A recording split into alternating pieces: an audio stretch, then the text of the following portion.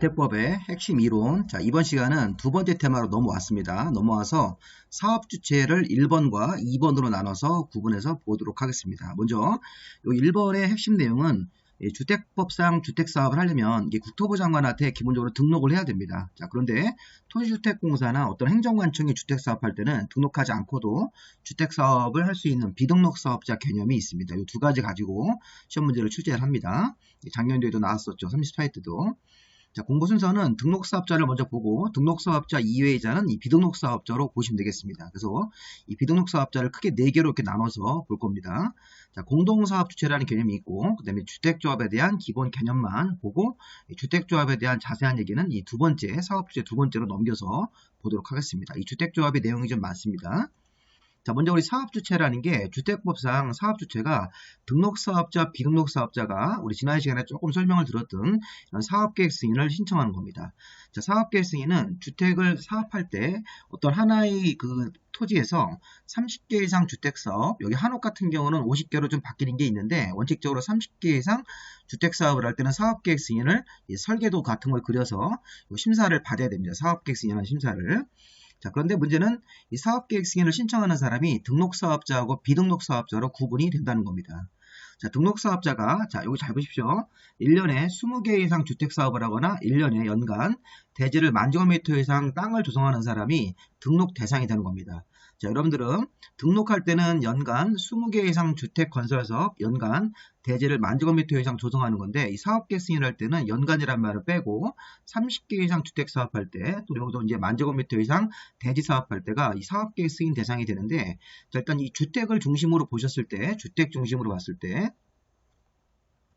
자, 등록 대상은 1년에 20개 이상 주택 건설 사업을 할 때 등록을 해야 됩니다. 자, 그런데 이 사업계획 승인을 받을 건지 그렇지 않을 건지에 대해서는 30개 이상 주택이라는 말을 이렇게 표현을 바꿔서 설명을 해야 됩니다. 이건 그냥 받아들이셔야 됩니다. 자, 등록은 연간 20개 이상 주택 건설 사업, 사업계획 승인 대상은 자, 한 번에 30개 이상 주택 사업할 때 사업계획 승인 대상이 된다. 그렇게 얘기를 하는 겁니다. 그래서 우리가 이제 등록할 때는 연간이란 말을 붙인 겁니다. 대지 사업할 때도 연간 10,000제곱미터 이상 대지 사업을 할 때는 먼저 이 등록을 먼저 해야 되고요. 여기 사업계획 승인에는 표시가 안 되어 있지만 여기도 10,000제곱미터 이상 대지 사업을 할 때도 이 사업계획 승인을 받아서 이 공사에 들어가야 되는 겁니다. 자, 이 한옥 같은 거는 50개인데 이건 나중에 보시고요. 자, 등록사업자를 설명을 드릴 거고, 그 다음에 이제 등록을 하는데, 자, 등록하지 않은 비등록사업자가 이렇게 공공사업주체, 공익법인, 주택조합, 이 고용자는 1년에 20개 이상 주택 건설 사업을 하든지, 1년에 10,000제곱미터 이상 대지 사업을 하더라도 등록하지 않고도 사업하는 사람들이 또 있습니다. 그래서 이렇게 등록사업자, 비등록사업자를 섞어서 작년도에 이제 문제를 출제를 했죠. 자, 내용을 좀 보시면 등록사업자부터 먼저 보겠습니다. 자, 1년에 단독주택이나 공동주택을 20호, 20세대 합쳐서 20개 이상, 1년에 20개 이상 주택사업을 하는 사람들, 또 1년에 10,000제곱미터 이상의 대지사업을 하는 사람들은 국토부 장관한테 관련 서류를 준비해서 등록을 먼저 하고 그 다음에 사업계획 승인으로 가야 됩니다. 자, 물론 1년에 20개 이상 주택사업을 하는데 우리 예전에 배웠던 도시형 생활주택 같은 게 있었죠. 단지형 연립이나 단지형 다세대 소형주택 같은 거. 또 소형주택과 85제곱미터를 초과하는 하나의 주택을 한 건물 안에서 이렇게 합쳐서 자, 혼합해서 지을 때는 이제 등록 대상이 30개로 바뀌는데 자, 도시형 생활주택은 30개로 바뀌는 예외가 있다는 겁니다. 근데 중요한 건 예외보다는 1년에 20개 이상의 주택 사업을 하거나 1년에 10,000제곱미터 이상 대지 사업을 할 때는 국토부 장관에게 등록을 해야 된다. 이렇게 읽으셔야 됩니다.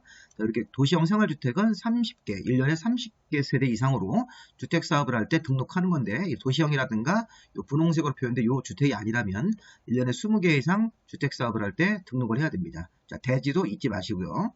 자, 그런데 등록하지 않는 사람도 있었죠. 이 공공사업주체, 국가나 지방자치단체, 토지주택공사 같은 공기업은 공공사업주체로서 등록하지 않고도 이 20개 이상 주택사업을 할 수 있습니다. 1년에. 자, 공익법인, 이게 공익법이라는 게 이제 우리 돈을 모아서 공익적으로 주택사업을 하는 경우도 있습니다. 우리 뭐 실무사에서 이제 헤비타트라는 그런 공익법인은 주택을 건설을 해서 소형주택 같은 걸 져가지고 이제 소규모 주택을 지어서 이 집이 없는 사람들한테 이제 무상으로 기부하고 이런 법인들은 등록할 필요가 없다는 겁니다. 주택조합이라는 게 있어요. 이 조합원들을 위해서 주택사업을 하는 주택법으로 만들어지는 주택조합. 자, 고용자, 회사가 직원들을 위해서 사원 아파트를 지어주는 거. 이런 거 할 때는 이게 기본적으로 이제 영리가 아니라 비영리 개념이기 때문에 등록하지 않고도 주택사업을 할 수가 있는 것입니다. 자, 비등록사업자 여기 지금 나와 있는 자, 공공사업주체, 공익법인, 주택조합, 고용자를 제외한 나머지는 이러한 주택사업을 할 때, 이러한 대지사업을 할 때는 국토부 장관한테 등록을 해야 됩니다. 자, 등록을 할 때 등록 기준이 자, 이게 필요한 요건입니다. 이런 서류를 준비해야 되는 거죠. 다음 기준을 모두 갖춰야 됩니다. 자, 자본금이 법인 형태로 등록을 할 때는 자본금 3억 이상, 자, 개인 형태로 등록을 할 때는 자산으로 6억 이상은 있어야 된다. 자, 그다음 기술자가 1명 이상만 있으면 됩니다. 건축 분야든 토목 분야든 관련 기술자 1명 이상만 있으면 등록이 되는 거고, 자, 그다음 이제 사무실의 면적이 옛날에는 이제 33이라는 게 있었는데 폐지시켰고, 그냥 사무 장비를 갖출 수 있는 면적, 우리 복사기라든가 컴퓨터, 책상 같은 사무 장비를 갖출 수 있는 면적이면 따로 면적 제한 없이 이게 등록을 할 수 있는 요건이 되는 것입니다. 자본금 3억 이상, 기술자 1명 이상, 사무장비를 갖출 수 있는 면적, 이렇게 별로 어렵지 않은 조건입니다. 이 세 가지 조건을 갖추면 등록이 가능한 겁니다. 이런 서류를 준비해가지고 이런 기준을 갖췄다는 서류를 준비해서 이제 등록하러 가야 된다고 보시면 되겠습니다. 자, 이제 등록사항에 변경이 생기면 자, 이 변경사유 발생일로부터 30일 안에 신고하면 되는 것입니다. 한번 등록을 하고 변경사유가 발생됐을 때는 변경동결말을 안 쓰고 그냥 30일 안에 신고해서 관련 내용을 처리하면 됩니다. 자, 등록사업자가 될 수 없는 결격사유자가 있죠. 자, 일단 개인 입장에서 이렇게 행위 무능력자들, 뭐 미성년자라든가 피성년 후견, 피한정 후견 이런 사람들은 행위 무능력자이기 때문에 등록할 수가 없고, 자, 파산 선고받고 복권되지 아니한 사람 이런 것들은 우리 저기 중개사법도 이런 것들이 나오니까 거의 비슷합니다. 자, 문제는 이제 여기 잘 보시면. 3번 같은 경우를 금고 이상 실형을 선고받고 집행이 끝나고 나서 1년 지난 자 이렇게 낼 수도 있고 3년 지난 자 이렇게 낼 수 있습니다. 자, 등록을 할 수 없는 결격사유 중에서 금고 이상 실형을 선고받고 집행이 끝나고 나서 자, 1년만 지나면 등록이 안 되는 거죠. 2년이 지나야지만 2년 지나지 아니한 자는 등록이 안 되기 때문에 이렇게 3년이 지나면 이 등록할 수 있는 자로 봐야 됩니다. 그래서 우리가 이제 자, 금고 이상 실형을 선고받아서 교도소에서 복역을 하고 자, 집행이 끝났습니다. 끝나거나 면제가 됐으니까 교도소를 나와서 요 2년까지는 등록이 안 됩니다. 2년이 지나야지만 등록할 수 있으니까 2년 지나지 아니한 자는 등록이 안 되는 겁니다. 자, 교도소를 나와서 또 2년까지는 등록할 수 없는 것입니다. 자, 그다음에 이제 집행유예. 자, 금고 이상 형의 집행유예를 받고 집행유예 기간이 있는 사람도 등록이 안 되는 거죠. 자, 그 다음에 등록이 한번 말소가 됩니다. 등록 말소라는 게 등록 취소랑 같은 겁니다. 자, 등록이 말소되고 나면 또 2년 동안은 반성하는 기간이기 때문에 2년 지나지 아니한 자는 등록이 안 됩니다. 자, 법인의 임원 중에서 1호에서 5호까지입니다. 요거 수정을 했고요. 자, 법인의 임원 중에서 1호부터 5호까지 해당하는 사람이 자, 법인의 임원으로 있는 사람들도 그 법인 자체가 등록이 안 되는 등록의 결격사유가 되는 겁니다. 1번부터 이제 5번까지는 개인 같은 신분이고 6번 같은 경우는 이제 법인도 법인의 임원 중에서 1호부터 5호 사유에 해당이 되면 그 임원이 문제가 있는 거기 때문에 이 법인도 등록이 안 되는 경우도 있다는 것입니다. 자, 이렇게 해서 우리가 기본적으로 등록을 할 수 없는 사람들을 이렇게 한번 쭉 보십시오. 파산 선고받고 복권되지 아니한 사람, 금고 이상 실형을 받고 집행이 끝나고 나서 2년 지나지 아니한 사람, 자, 집행유예 기간에 있는 사람, 등록이 말소가 되고 나서 2년 지나지 아니한 사람들은 등록이 안 되는 사람들입니다.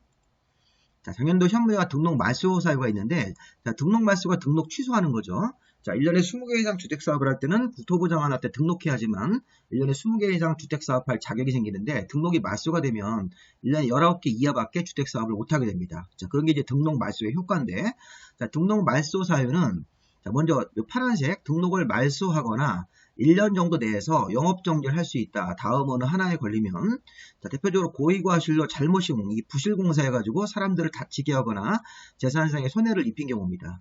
자, 등록 기준에 미달된 것을 방치하고 이러면 등록을 말소할 수 있다. 또는 1년 정도 이내에서 영업정지할 수 있습니다. 우리 과거에 이제 전라도 우리 광주광역시에서 그 주상복합을 짓다가 건물이 붕괴된 적이 있었죠. 그래서 그분 같은 경우는 이게 이제 현재 산업개발 자체가 이 고의과실로 잘못 시공을 한 거로 봐야 됩니다. 그래서 그때는 등록을 필수적 말소는 아니고 임의적 말소로 또는 1년 내에서 영업정지 같은 거 대상으로 해가지고 이 영업정지를 받은 것으로 뉴스에 한번 나왔었죠. 그때. 근데 우리 34회 시험 문제에서는 뭐냐면 3호하고 4호를 보십시오. 자, 등록증을 대여한 거 이게 거짓말한 겁니다. 등록증을 본인이 자 본인이 이 등록증 가지고 사업을 해야 되는데 이 등록증을 다른 사람한테 대여하거나 거짓 부정 목록으로 가짜 서류 같은 걸 만들어서 등록을 한 사람들 같은 경우는 필수적으로 필요적으로 등록을 말소하여야 한답니다. 34회 때 이게 시험 문제였었죠. 등록증을 대여한 사람에 대해서는 등록을 말소할 수 있다 이런 식으로 해가지고 등록을 말소하여야 한다가 되는 겁니다. 자, 고의과실로 잘못 시무해서 공중에 위해 등록기준에 미달된 경우를 방치하는 거 이렇게. 자, 주택법이나 주택법에 따른 명령처분을 위반하는 경우, 그 밖에 여러 가지 뭐 상세 시공도면을 안 만들고 위반했을 때 이런 거, 뭐 택지를 불법으로 전매 같은 거 했을 때, 광고에 관한 법률, 뭐 약관 규제 법률 이런 것들 위반해서 관련 법에 따라서 처벌받은 사람도 등록 말소나 1년 내에서 영업정지 할 수 있답니다. 자, 그런데 3호하고 4호는 반드시 필수적 말소입니다. 거짓말한 거니까 이런 것들은요. 그래서 우리가 등록을 말소하는 등록 취소랑 같은 건데, 자, 기본적으로 말소할 수 있다가 되는 겁니다. 이 파란색을 대표적으로 읽으시면 되는데, 이 분홍색 두 개는 반드시 말소를 해야 합니다. 나머지는 다 말소를 할 수 있다 또는 영업정지를 할 수 있다고 봐야 됩니다. 자, 경과 규정은 등록 말소 처분을 받은 등록사업자라고 하더라도 처분 전에 먼저 사업계획 승인을 받은 사업은 계속할 수가 있는 것입니다. 다만 이 등록 말소 사유가 굉장히 중대하고 명백한 하자가 있는 경우에는 기존에 먼저 사업계획 승인 받아놓은 것도 그러하지 않다기 때문에 계속할 수 없는 경우도 있습니다. 자, 명백하고 중대한 하자가 있을 때는 원칙적으로 34회 문제에서 등록 말소 같은 걸 받은 등록사업자가 등록 말소 처분 전에 사업계획 승인을 미리 받아놓은 사업이 있다면 그 사업은 계속 할 수 있는 것으로 보고 그 이후에 이제 신규 사업 같은 건 안 되겠죠. 이런 식으로 해서 등록 말소가 있더라도 먼저 사업계획 승인 받아놓은 사업은 계속 수행할 수 있다. 기득권 보호 차원에서 여기 작년도 지문이었습니다. 자, 근데 영업실적과 분양실적 제출. 등록사업자가 기본적으로 건설회사이기 때문에 건설회사는 매년 영업실적과 다음 연도 영업계획을 국토부 장관한테 제출해야 되고, 등록사업자는 또 월별로 주택의 분양계획, 다음 달에 몇 개 아파트를 분양하겠다, 또 이번 달에 분양 실적 같은 경우는 월별로 제출해야 됩니다. 최근에 이제 부동산 경기가 어려워져가지고 이런 분양 실적이라든가 이런 분양 계획이 굉장히 이제 그 규모가 줄었죠. 이런 걸 가지고 이제 국토부가 또 새로운 부동산 정책을 또 이렇게 규제 완화책을 내기도 합니다. 어쨌든 등록사업자가 매년 영업실적과 영업계획은 매년 보고하는 거고, 자, 분양계획과 분양실적은 월별이기 때문에 이것도 바꿔서 지문을 낼 수 있으니까 한번 읽어보시기 바랍니다. 자, 시공기준은 등록사업자가 처음에 등록을 하고 주택사업을 할 때는 주택으로 쓰는 층이 5개 층 이하 주택으로만, 왜냐하면 신입 등록사업자이기 때문에 기본적으로 경험이 좀 없는 것으로 보고, 처음에 이제 등록한 사업자는 기본적으로 주택으로 쓰는 층수를 5개 층 이하의 좀 저층 주택 사업을 하라는 겁니다. 다만 등록사업자가 최근에 3년간 300세대 이상의 건설 실적이 확인이 되거나 아니면 주택으로 쓰는 층수를 6개 층 이상 아파트를 건설한 실적이 과거에 있다는 게 확인이 되면 6개 층 이상 사업을 바로 시작할 수도 있습니다. 예외적으로 여기 30일 때 한번 나왔습니다. 그래서 최근 등록사업자가 건설할 수 있는 주택은 주택으로 쓰는 층이 5개 층 이하의 저층 주택 사업을 하는 게 원칙인데, 최근 3년간 300세대 이상 건설 실적이 있어서 이제 경험이 많은 건설업자가 되거나 아니면 주택으로 쓰는 층수가 6개 층 이상 아파트 건설 사업 실적이 있는 그런 게 확인이 되면 과거에 6개 층 이상 주택 사업을 할 수 있는 이런 예외 규정을 만들어서 이 예외 규정을 받아가지고 우리가 아파트를 뭐 15층짜리 아파트, 뭐 20몇 층, 또 경우에 따라서는 고층 아파트 이런 것들도 건설이 된다고 보시면 되겠습니다. 원칙적으로는 5개 층 이하로만 짓다가 이런 조건이 맞으면 6개 층 이상 주택으로 쓰는 층수를 6개 층 이상으로 건설할 수도 있습니다. 자, 등록사업자의 직접 시공이라고 하는 것은 등록사업자가 이제 주택 건설 사업을 하는데, 여기 보시니까 자본금 5억 이상, 자, 기술자 3명 이상, 최근 5년간 이렇게 100세대 이상 건설 실적이 확인되면 이 등록사업자가 이 건설산업기본법상 건설업자 자격을 취득해가지고 이 등록사업자가 이 건설사업자로 보기 때문에 주택 건설 사업을 직접 시공할 수 있다는 것입니다. 요거는 이제 한번 읽어보시고, 아직 기출문제는 안 나왔으니까 등록사업자가 등록을 하고 주택사업을 하면서, 자, 여기 보시면 자본금 5억 이상을 갖추고, 자, 건축 분야 및 토목 분야 기술자 3명 이상 자격을 갖추고 최근 5년간 이렇게 100세대 이상 건설 실적을 갖추면 등록사업자가 이 건설산업기본법상 건설업자로 인정이 되어서 주택 건설 공사를 직접 시공할 수도 있다는 것입니다.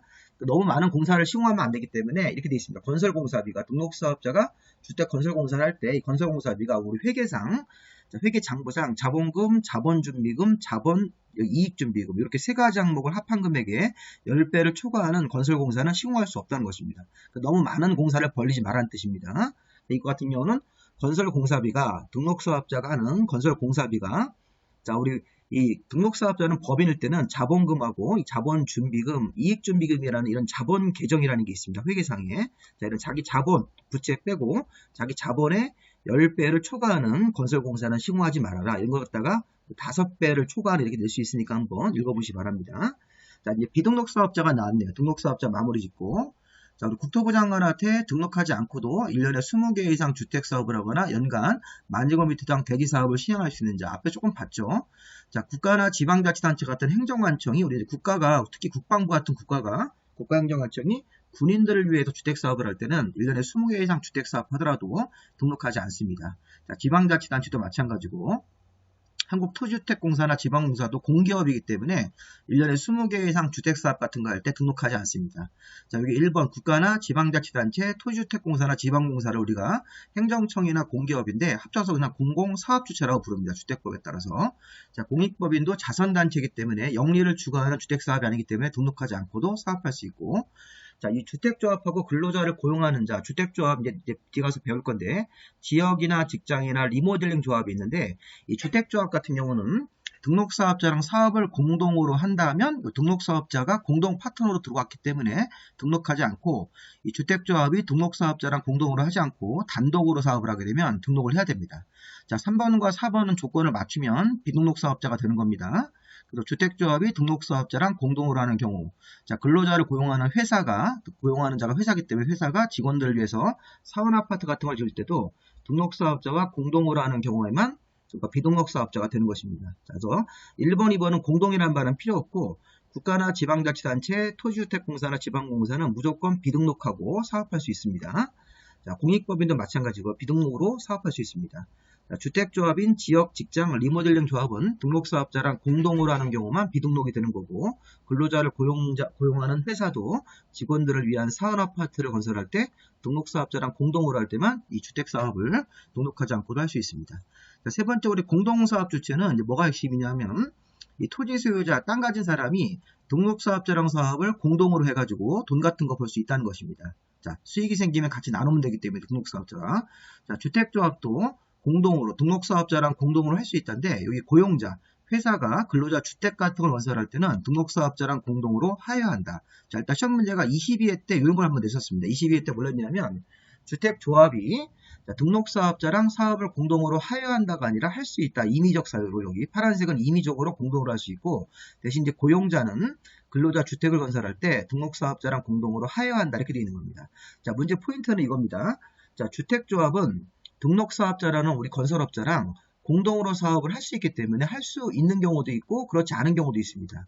그러니까 만약에 주택조합이 등록사업자랑 공동으로 사업을 한다면 여기 비등록사업자로 가서 등록사업자랑 공동으로 하면 등록하지 않고도 주택조합이 주택사업을 할 수 있고 만약에 등록사업자랑 공동으로 할 수 있다기 때문에 만약에 안 한다면 주택조합이 단독으로 사업 시행을 하게 되면 등록을 해야 되는 개념으로 봐야 되는 것입니다. 이걸 한번 좀 구분해서 보시고요. 자, 또 하나는 최근에 31회 때하고 34회 때 뭘 했냐면 여기 지금 주택조합이 자, 누구를 제외한다고 되어 있죠. 세대수가 증가되지 않은 리모델링 주택조합은 제외. 자, 이건 조금 우리 어려운데 바로 볼 겁니다. 자, 우리 주택조합은 지역, 직장, 리모델링 주택조합이라는 게 있습니다. 같은 지역의 무주택자가 모여서 만드는 지역조합. 같은 직장에 다니는 근로자 중에서 무주택자가 기본적으로 모여서 만드는 직장주택조합. 그 다음에 공동주택 소유자가 리모델링을 하기 위해서 리모델링 주택조합을 만드는데 자, 지역, 직장, 리모델링 주택조합이 있는데 자, 리모델링 사업을 하면서 세대수를 증가할 수도 있고 세대수가 증가되지 않는 경우도 있습니다. 그러면 세대수가 증가되는 리모델링 조합은 이 주택조합에 들어가서 공동으로 사업할 수 있는데 세대수가 증가되지 아니하는 리모델링 조합은 빼기 때문에 세대수가 증가되지 않은 리모델링 주택조합은 등록사업자랑 공동으로 할 수 있다가 적용되지 않습니다. 이게 기출문제였습니다. 31회 때하고 34회 때. 그리고 조금 어렵죠, 개념이. 잠깐 참고 화면을 보시면요. 주택법에는 조합이 같은 지역의 무주택자, 여기 기본적으로 무주택자들이 모입니다. 요거는 참고로 보시고, 무주택자, 여기 무주택자가 모여서 지역 직장조합을 만드는데, 자, 이거 신경 쓰지 마시고, 자, 리모델링 조합은 공동주택의 소유자가 모여서 주택사업을 하는 겁니다. 자, 우리 아파트를 고치면서, 자, 리모델링을 하면서 세대수가 증가되는 경우도 있고, 세대수가 증가되지 않는 경우도 있습니다. 이렇게 나누셔야 됩니다. 그러면 지역이나 직장조합은 주택조합이다. 무주택자들이 모여서, 무주택자들이 조합원으로 들어가가지고 아파트를 받는 거죠. 돈 같은 거 내고, 남는 게 있으면 또 일반 분양을 합니다. 자, 이런 지역조합, 직장조합하고, 리모델링 주택조합을 만들어서 리모델링 사업을 하면서, 자, 세대수가 증가되는 리모델링 조합까지, 자, 그렇게 세 개는요, 이쪽으로 가셔가지고 이 주택조합으로 보고, 이 주택조합이 등록사업자랑 공동을 할 수 있다는데, 세대수가 증가되지 않는 리모델링 조합은 제외합니다. 그래서 여기 리모델링 조합 중에서 세대수가 증가되지 않는 리모델링 조합은 등록사업자랑 공동으로 할 수 있다는 개념이 틀린 겁니다. 그게 31의 기출문제입니다. 자, 이렇게 냈습니다. 세대수가 증가되지 아니하는 리모델링 주택조합도 등록사업자랑 사업을 공동으로 할 수 있다. 이렇게 하면 안 됩니다. 세대수가 증가되는 리모델링 주택조합이 등록사업자랑 공동을 할 수 있는 개념으로 봐야 됩니다. 자, 우리 공동사업 주체 은근히 까다롭고 헷갈리는데, 자, 일단 기본이 이겁니다. 자, 토지 소유자나 주택조합은 공동으로 할 수 있다. 등록사업자와. 근로자를 고용하는 자가 근로자 주택 건설할 때는 등록사업자랑 공동으로 하여야 한다. 이렇게 의무적으로, 필요적으로 공동으로 하여야 한다가 있고, 특히 주택조합 중에서, 자, 지역하고 직장조합은 여기 들어가고, 세대수가 증가되지 아니하는 리모델링 조합은 빼고, 세대수가 증가되는 리모델링 조합을 여기다 집어넣어서, 이 주택조합이 지역, 직장, 세대수가 증가되는 리모델링 주택조합은 등록사업자랑 공동으로 할 수 있고, 세대수가 증가되지 않는 리모델링 주택조합은 요거는 빼라는 겁니다. 공동사업 주체로서 이렇게 빼라는 걸 개념으로 그 두 가지만 정리를 해보시면 되겠습니다. 그래서 이게 시험 문제에서 은근히 많이 나오는 개념이기 때문에 어떤 사람들이 등록사업자랑 공동으로 사업을 할 수 있다. 자, 고용자는 하여한다. 이 개념 보시고 오히려 제외된다는 리모델링 조합이 누군지를 한번 확인해 보시기 바랍니다. 공동사업 주체에서 제외되는 사람들. 그 다음에 이제 주택조합을 좀 조금 볼 건데, 이 주택조합이 이게 이제 이름이 주택조합에 따라서 모아서 사람들이 모여가지고 만드는 단체 조합입니다. 자, 지역, 직장, 리모델링 주택조합이 있습니다. 자, 우리 좀 전에 봤듯이 지역조합, 직장조합하고 세대수가 증가되는 리모델링 주택조합은 등록사업자랑 공동으로 사업을 할 수 있기 때문에 공동으로 하게 되면 이게 비등록사업자로 분류가 되는 겁니다. 통상적으로 지역, 직장, 리모델링 조합 중에서 세대수가 증가되는 리모델링 조합은 등록사업자랑 사업을 공동으로 한다는 걸 전제로 해서 비등록사업자로 분류가 되는 겁니다. 등록사업자가 아닌 비등록사업자 분류하는 게 일반적입니다. 자, 문제는 이제 이 지역, 직장 조합, 리모델링 조합의 성격인데, 자, 지역, 직장, 리모델링 조합은 어떤 사람들이 조합원으로 들어가는 건지, 자, 일단 같은 지역에 거주하는 사람들, 이 같은 지역이라는 게 이제 좀 범위가 넓어졌죠. 서울, 인천, 경기도를 하나의 지역으로 보고, 이 광역시, 강원도 같은 경우도 하나의 그 지역으로 보는 거죠. 자, 충남, 세종, 대전 같은 경우는 하나의 지역으로 봅니다. 충청남도를 또 하나의 대전으로 보고 이런 식으로 해가지고 지역을 넓게 잡는데, 자, 문제는 이게 지역조합이 같은 지역에 사는 사람들인데 누구냐면, 자, 무주택 세대주 또는 85제곱미터 이하를 한 채 가지고 있는 세대주도 있습니다. 자, 집이 없는 무주택 세대주면 당연히 지역조합원 들어가서 가지고 돈을 내서 조합원 자격을 얻고 기다렸다 아파트를 받을 수 있다는 것입니다. 근데 이제 85제곱미터 이하를 한 채 가진 사람도 이 집을 나중에 이 조합 아파트가 완공이 되면 이 들어가면서 이걸 팔고 들어가면 여전히 1주택자 신분이기 때문에 이런 사람들도 추가적으로 넣을 수 있다는 겁니다. 자, 무주택 세대주나 85제곱미터 이하를 한 채 가지고 있는 세대주가 지역조합에 들어갈 수 있다. 같은 지역에 거주하는 주민이라면. 자, 그 다음에 이제 직장조합도 같은 직장의 근로자인데 이게 성격이 같죠. 무주택 세대주나 85제곱미터 이하를 한 채 가지고 있는 세대주가 같은 직장에 다니면 이 설립인가로 만들어지는 직장조합원으로 들어갈 수 있다는 것입니다. 근데 우리가 특이한 거는 이 직장조합이 설립신고 대상이라는 게 있습니다. 자, 설립신고 직장조합은 두 개가 있네요. 자, 무주택 세대주만 들어갈 수 있습니다. 85제곱미터 이하는 못 들어가고. 자, 하고 싶은 얘기의 결론은 직장조합은 두 개가 있어요.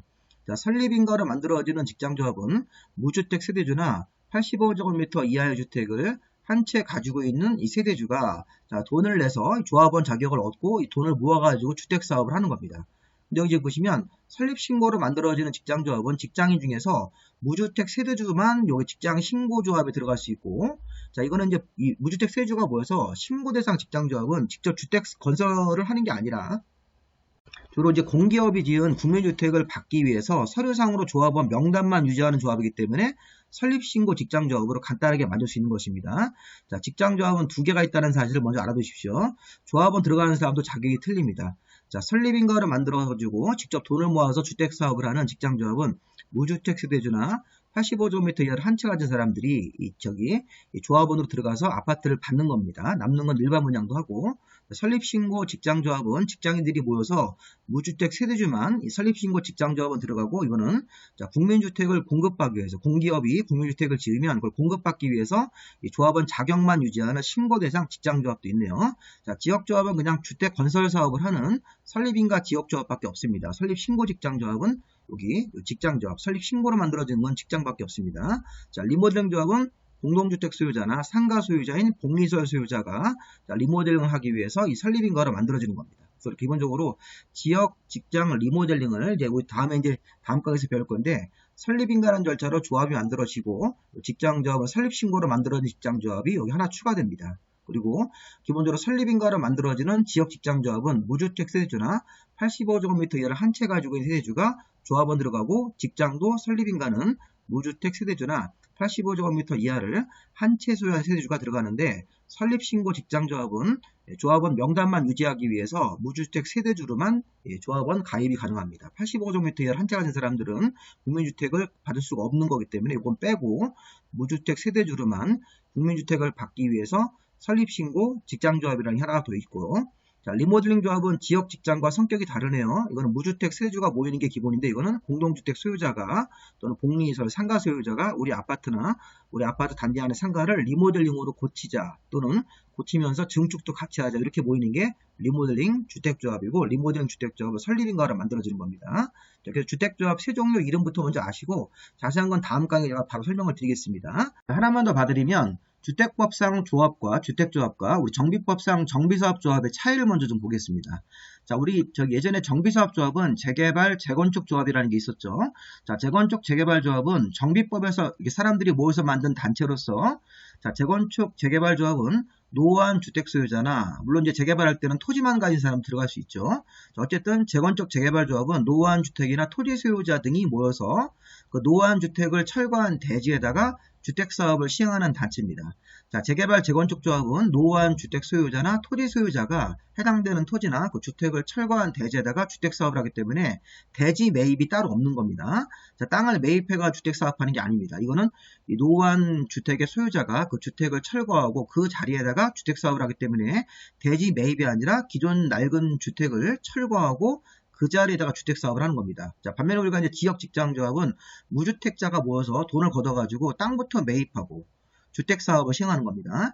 지역 직장조합이 대표적으로 무주택자들이 모여가지고 대지를 매입한 다음에 주택사업을 하기 때문에 성격이 다른 겁니다. 완전히.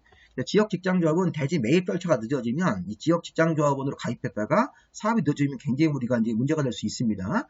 조합원 이제 그 운영비 같은 경우를 자꾸 내라고 하는데 사업은 진척이 안 되고 그런 경우도 많습니다. 근데 이제 재건축 재개발은 그런 위험은 없습니다. 왜냐하면 노후한 주택 소유자가 노후한 주택을 철거하고 그 자리에다가 주택사업을 하는 거죠.